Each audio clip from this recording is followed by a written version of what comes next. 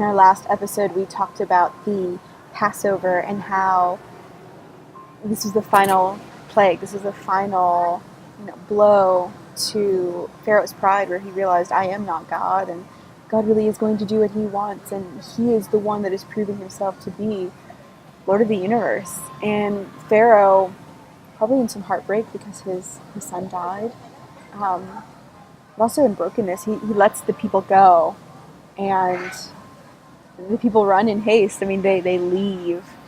Um, Over 1 million people just up and leave Egypt. We find that even the Egyptians were so in such like fear and awe of the people that they actually give them their jewelry and their wealth. And it says that the Israelite nation plundered the Egyptians, meaning they took a lot of their goods and they were given their goods. They didn't take them. Very fine articles of jewelry and gold and silver. These people leave and go out into the desert, and shortly after that, Pharaoh has a change of heart, and he says, what was I thinking?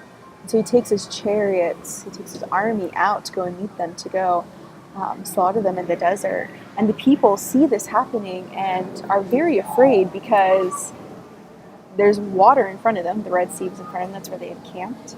And the Egyptian army was behind them, and they thought that they were doomed. They thought that it was all over.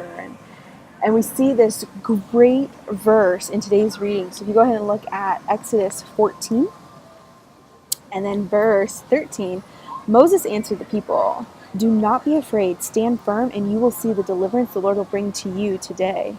The Egyptians you see today, you will never see again. The Lord will fight for you. You only need to be still.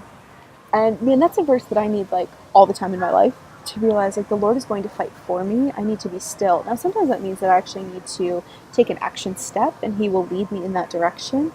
But look how great and gracious God is to rescue his people, but then also to fight for them. He doesn't just leave them to perish in battle. He goes out and fights for them.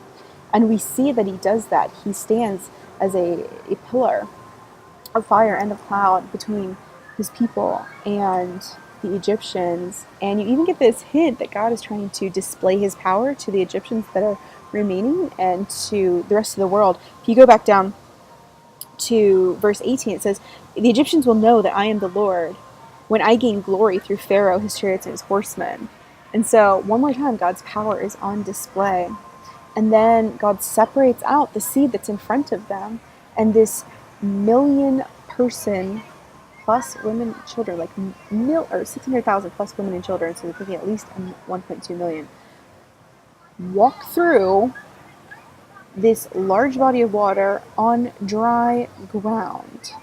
Like completely dry. It's not just muddy, their carts are not getting stuck, the wheels are not getting stuck. It is dry ground. They are walking with water to the right and to the left of them all through the night.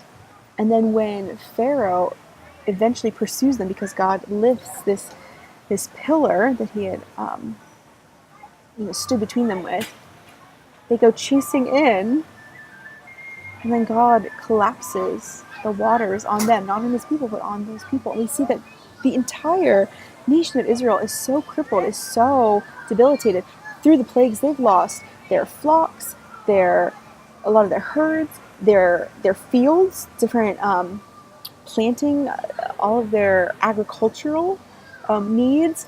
Now their army is destroyed. Pharaoh doesn't have he may not have, I know his son died, so if he had other children, there might be a successor, but this is not good for the nation of Israel. It is Pharaoh's pride and stubbornness and hardness of heart that led the nation to be completely crippled and debilitated in front of God's mighty power and God's display. And immediately after this, the people see, the chariot and horsemen thrown into the sea. And they begin worshiping God for his goodness and the fact that he really did rescue them, and he redeemed their lives. Their souls are yet to be redeemed through him and through the covenant that he's going to give them. But he did rescue their lives. And this great, beautiful song of worship comes from Moses and Miriam immediately after. God was faithful through Moses' life. He did what he said he was going to do, and he was faithful to bring his people out of Egypt, which was something he promised all the way back hundreds of years ago to Abraham. God was faithful.